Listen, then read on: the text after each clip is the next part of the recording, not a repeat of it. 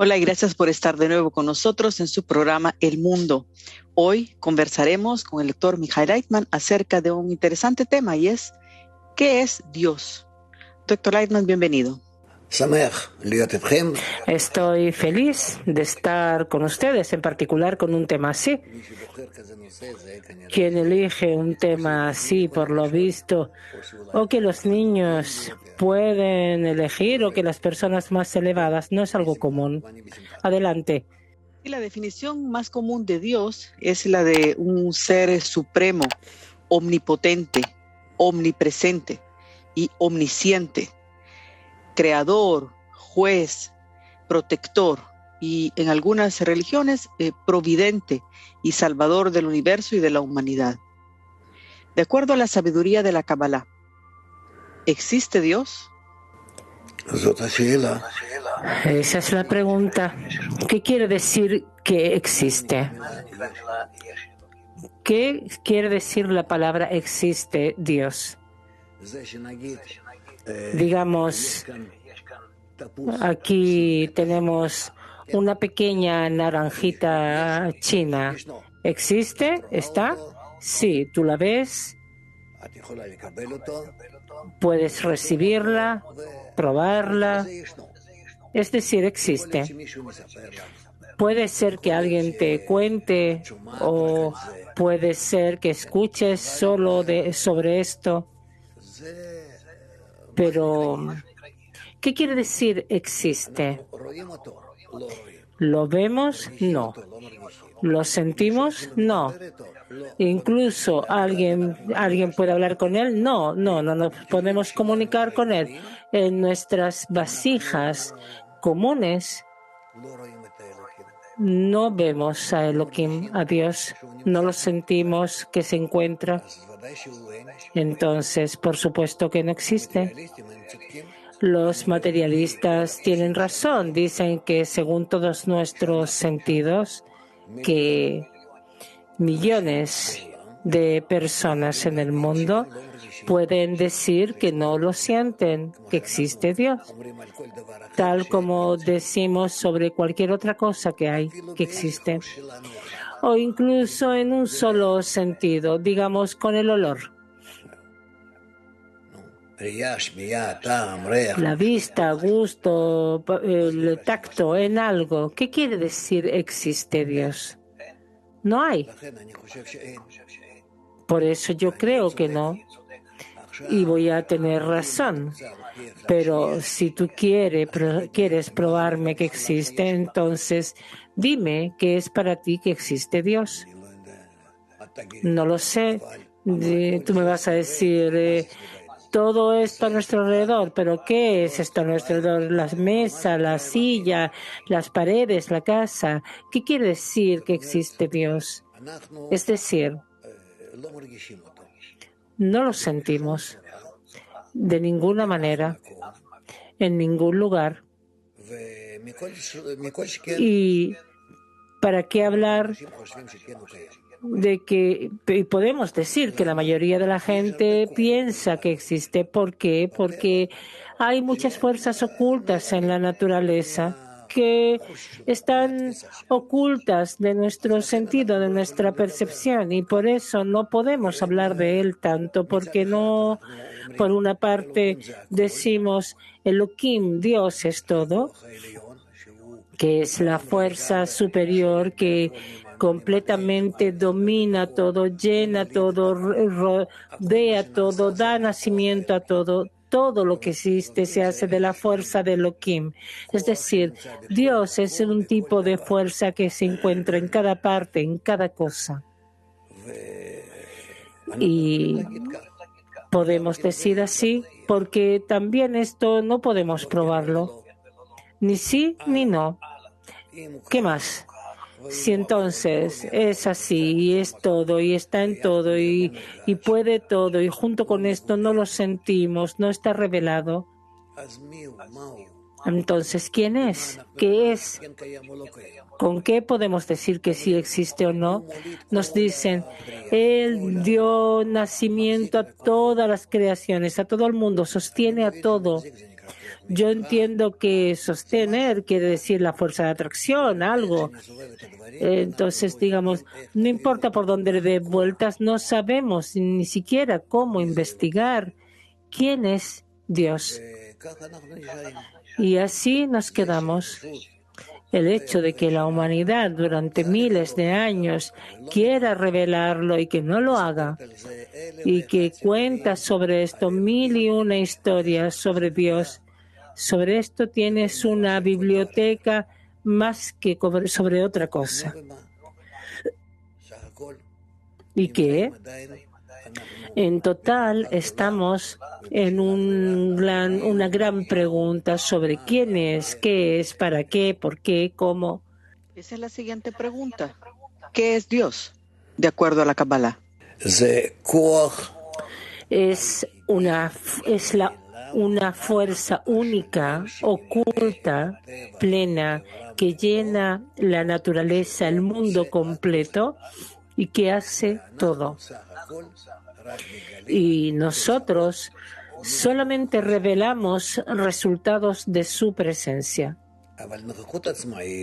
Pero la presencia en sí no está revelada. Los resultados de esta sí. Los resultados de esta presencia es todo, incluido nosotros. No hay algo así. Si hablamos de Dios, es una fuerza que todo se encuentra en Él, pero no que Él esté en alguna parte. Él no es limitado, ni físicamente, ni emocional, en ninguna forma, no es limitado. Es decir, podemos decir también que Elohim es todo. Todo. Y nosotros, por supuesto, que somos parte de Dios. ¿Y qué es Dios entonces? Es la naturaleza. Naturaleza, Teva, que todo existe, que todo se encuentra, que todo funciona, que todo gira, que todo, eso es la naturaleza, eso es Dios. Y nosotros somos parte de esto, dentro de este sistema. Rabash, en su artículo 28 de 1988, ¿qué significa que su providencia es por ocultación y revelación? Dice lo siguiente: y debemos creer que el Creador conduce al mundo como Elohim, Dios, que se llama Teva, naturaleza, como está escrito. La gematria de la naturaleza es Dios. ¿Cuál es entonces la relación de la naturaleza con Dios?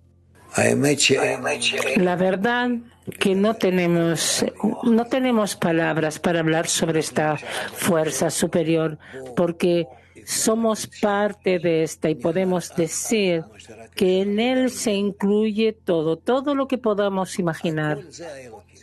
Todo es Dios, todo. Lo que me digas que está fuera de esto, no hay algo así. Todo está en él. Y por eso lo llamamos Elohim, Dios, porque son 5 letras. Aleph, Lamed, Kuf, Nun, Mem, que estas letras, Elohim, nos explican que hay 5 partes en esta fuerza que construyen toda la realidad, que después llamamos a estas fuerzas Sfirot, mundos, Parzufim, Neshamot, etc. Pero todo es resultado de esta fuerza que Él hace. Una pregunta: si Dios es todo, eso incluye lo bueno y lo malo, pero Dios es bueno y hace el bien, ¿no es una contradicción? No.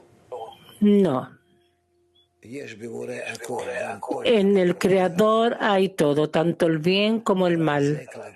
Solo que eso es hacia la naturaleza que Él creó, se comporta en el bien o en el mal. Y los actos del Creador son siempre en el bien. Pero la naturaleza siente sus actos no siempre como el bien, porque todo depende de cómo él se comporta con esto. Es como los padres que le dan un castigo al niño para que se comporte mejor. Y el niño piensa que sus padres son malos, pero ellos en realidad quieren su bien. Por eso, por parte de la verdad, Elohim es el bien absoluto, el bien que hace el bien para los buenos y para los malos. Él es completamente la misericordia. Pero para poder llevar a la creación a un estado en el que esté en un mejor estado, entonces él se comporta con juicio y con misericordia, entre comillas, como el bien y como el mal, como para poder educarla y llevarla al mejor estado. Entonces, ¿de qué depende de cómo evaluamos o cómo percibimos al Creador? Si depende únicamente entonces del observador. Cierto. Tienes preguntas muy, muy buenas y exactas. La percepción del Creador a través del hombre depende de las cualidades del hombre. Y si la persona es buena, entonces ve a Elohim, a Dios, como bueno. Si es malo, tiene quejas hacia Dios porque es como una fuerza que le hace, entre comillas, el mal.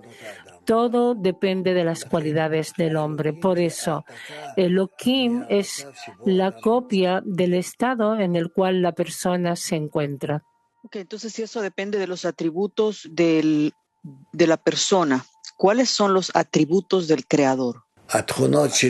Las cualidades del hombre son las cualidades para recibir, disfrutar, agarrar, entender, llenarse a sí mismo de todo lo mejor, lo que él piensa que es bueno. Y las cualidades de Boré es llevar a la persona al estado del bien absoluto que realmente sea bueno para la persona. A eso se le llama llegar a un estado eterno y pleno, Nitzchi Beshalem. Precisamente por esa diferencia en la percepción de la persona con respecto a Dios o al Creador. Hay quienes simplemente no creen que existe Dios. ¿Por qué hay ateos en el mundo?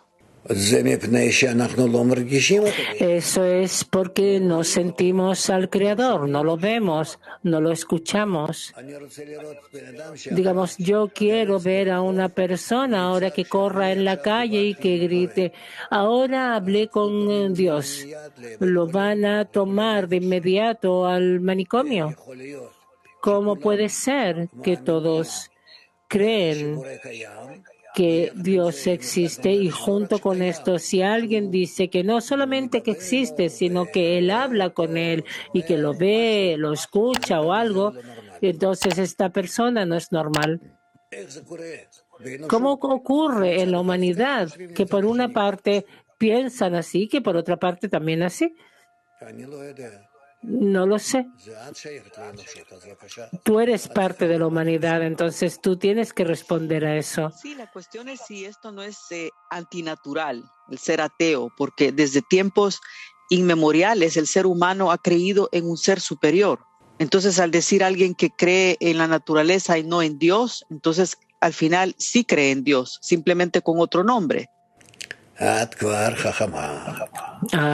Eres muy inteligente. Bien, acepto tu respuesta.